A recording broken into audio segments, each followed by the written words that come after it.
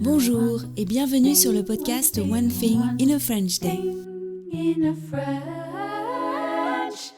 Aujourd'hui, lundi 10 juin 2024, cet épisode, le numéro 2379, s'intitule « Le week-end des élections ».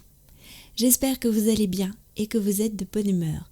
Je m'appelle Laetitia, je suis française, j'habite près de Paris et je vous raconte au travers de ce podcast un petit bout de ma journée.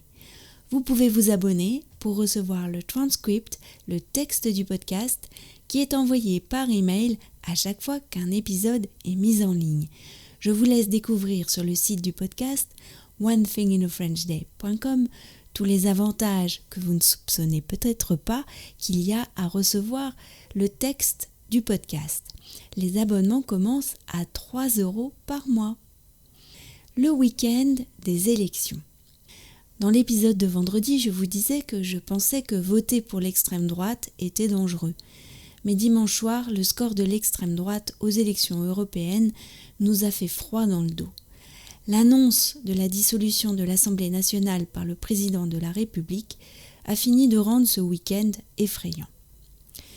Le week-end avait pourtant si bien commencé.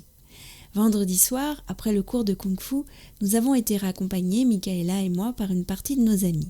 Ça tombait bien, c'était la fête des voisins. Il était presque 23h, mais la fête n'était pas finie. Les tables étaient sorties, recouvertes de victuailles, il y avait de la musique sur une grosse enceinte.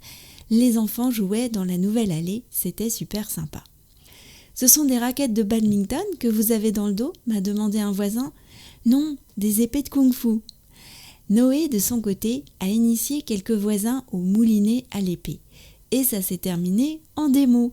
Mais comme a dit Julien en souriant, ça se termine toujours en démo. Samedi après-midi, Lisa avait son audition de fin d'année. Elle participait à un petit concert au conservatoire avec les autres élèves du département de musique ancienne. Accompagnée de sa professeure de viol de gambe, Claire, et de Grégoire, le professeur de clavecin, elle a interprété un menuet de marin-marin.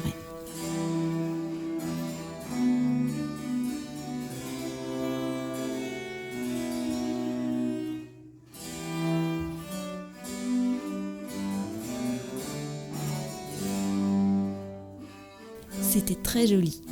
Comme à chaque fois, le fait d'être accompagné par d'autres instruments change complètement le morceau à mes oreilles. J'ai l'impression de le découvrir comme si je ne l'avais jamais entendu avant. Dimanche, je suis allée voter en rentrant de la marche nordique. Nous avons changé de bureau de vote. Nous allons désormais voter dans l'école primaire où allaient Félicia et Lisa. Pour le déjeuner, Lisa avait invité son amie Charlotte. Elles avaient programmé de regarder La famille indienne en entier, soit presque 4 heures de film. Le gâteau qu'avait apporté Charlotte pour le dessert était merveilleusement dans le thème. Un gâteau léger à la noix de coco et à la mangue. Lisa a répété quelques fois son oral de brevet qui a lieu mercredi. Nous avons fait une promenade, puis 20h est arrivée et les résultats des votes sont apparus à l'écran. Michaela, qui avait voté pour la première fois, était en colère. « Les gens ne sont pas allés à l'école ?» a demandé Félicia. One Thing in a French Day, c'est fini pour aujourd'hui. Je vous retrouve mercredi pour un nouvel épisode du podcast. À bientôt, au revoir.